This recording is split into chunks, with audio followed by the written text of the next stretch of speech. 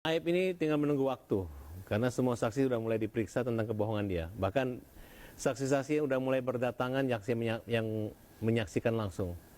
Dan kita himbau kepada seluruh masyarakat Kota Cirebon yang pada malam tanggal 27 jam 22 tersebut, Agustus 2016, ya silahkan datang gitu. Karena kalianlah yang menentukan nasib daripada ketujuh terpidana ini.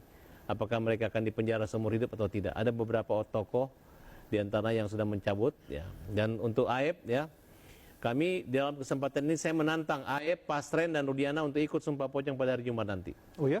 Kalau memang kalian itu berani, ya, kan tidak ada beban gitu. Tunjukkan kepada masyarakat kalian itu bukan penipu dan bukan pembohong. Rudiana udah yakin sudah sumpah pocong, kita tunggu konfirmasinya. Dan kalaupun kalian tidak datang, tidak berani sumpah Bayu Jis di Kota Cirebon, untuk sumpah keramat itu, Saka Tatal tetap melakukannya. Sendiri. Pesan apa yang mau disampaikan lewat Saka Tatal tetap melakukannya seandainya nama-nama yang Anda sebutkan tadi tetap tidak hadir di sana? Semua keterangan persesuaian kita tentang alibi dan bantahan daripada itu didukung oleh keterangan ahli maupun keterangan saksi fakta. Sehingga kita yakin lagi agar masyarakat lebih percaya lagi, jangan sampai nanti kesannya Rudiana yang menantang sumpah pocong bahwa dia berani. Karena ini kalau menurut pandangan warga Cirebon itu kalau sudah berani sumpah Bayu Jis itu berarti orang jujur banget gitu. Oh ya? Nah, kita tunjukkanlah di mana kejujuran. Saya minta Bu Elsa supaya antar mereka, supaya bebannya nanti kalau mereka berbohong biar aja dia masuk neraka. Jadi Bu Elsa ini lepas daripada beban kebohongan mereka. Nah, tapi jangan dihalang-halangi, jangan dibilang itu musyrik. Tidak ada yang musyrik, karena dilakukan melalui tata syariat Islam yang benar. Jika aku berbohong, jika aku sakit, jangan pernah disembuhkanlah ya Allah. Jika aku hidup, kalau hidupnya hanya berbohong, jangan pernah dihidupkan. Itu beberapa kejadian saya pernah menyaksikan sendiri, kawan sumpah pocong, itu 3 bulan meninggal dengan cara yang tidak wajar gitu. Jadi jangan dianggap main-main. Benar-benar kualat kalau memang ya, bohong. kalau menurut pandangan saya gini, kan kita kan kalau berdoa sama Tuhan semoga dipanjangkan umur gitu.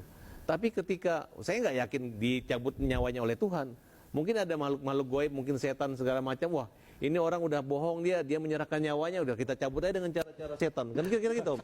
Dan itu mereka berani nggak melakukan itu. Nah, jadi bukan mistik, bukan musyrik gitu.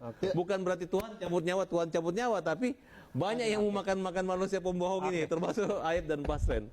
Ini balik lagi ke keyakinan sih, tapi tantangan itu disampaikan Bu Elsa. Ya, bukan saya melihat TikTok itu bukan klien saya menantang ya, tapi yang jelas dia entah menantang ataupun tidak, ya undangan ini kan terbuka sifatnya. Bukan soal berani atau tidak berani, karena kita menghormati proses hukum ya.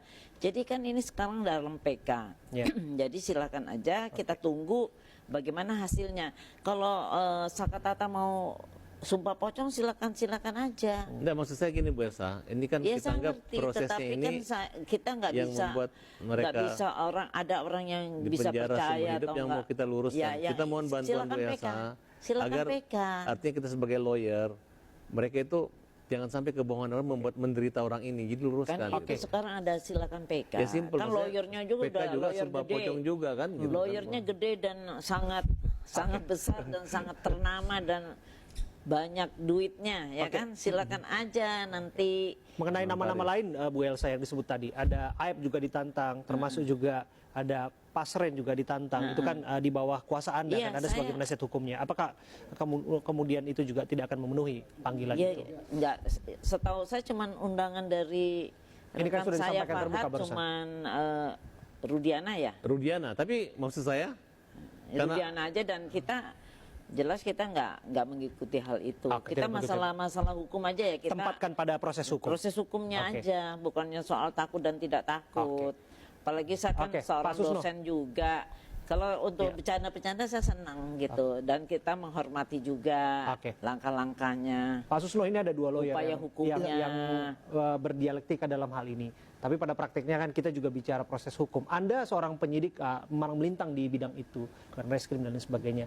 Apakah kemudian hal ini akan bernilai sesuatu sesungguhnya? Pesan apa sih yang mau disampaikan lewat ini? Karena pada praktiknya kan para penegak hukum pun pasti nggak akan tutup mata. Mereka juga punya dua telinga yang bisa mendengar kemana-mana. Satu, bahwa ini kearifan lokal. Ya. Dua, ini budaya. sumpah menurut tata cara dan agama atau kepercayaan yang dianut itu ada diatur secara yuridis di dalam hukum acara kita. Nah, dua sumpah ini tinggal kita memandangnya dari sudut mana. Kalau kita pandang dari sudut hukum, ini memang sumpah pocong nggak ada. Sumpah yang ini ada. Nah, tapi kalau dipandang dari segi hukum adat, kebiasaan dan sebagainya untuk meyakinkan yang ini ada. Tinggal nanti kita inginnya apa tujuannya. Di sini tujuannya hanya untuk meyakinkan bahwa dia benar enggak. Nah, Ibu Ilsa dari sudut bahwa ini secara yuridis ini tidak ada. Kita tunggu saja ini. Jadi sepanjang kita memandangnya dari dua sudut itu benar semua. Untuk Saka sendiri implikasinya akan seperti apa? Apakah kemudian ini bisa memberikan pesan kepada publik bahwa betul saya berani mengambil langkah apapun yang dimaksudkan bahwa saya benar-benar tidak terlibat dalam apa yang dituduhkan? Iya, Saka kan bahkan berani dia mengatakan sumpah dengan air Cirebon ya, air jis atau air apa itu? Banyu jis. Banyu jis. Yang menurut kepercayaan orang Cirebon itu sangat sakral dan kontan itu terjadi. Nah, dia berani. Artinya kalau omongannya Saka bahwa dia melakukan perbuatan itu tapi dia mengatakan tidak, kalau dia tidak disiksa, mengatakan dia disiksa, maka pada dirinya akan menerima itu. Nah, jadi artinya tidak hanya melalui jalur hukum yang sekarang sudah PK, tapi jalur itu pun dia satu manfaatnya. Kedua, ini semacam ya sindiran halus lah kepada Rudiana. Aku saja yang tidak ngomong gitu, mau ayo mari sama-sama. Nah, begitu cara melihatnya. Nggak ada pertentangan.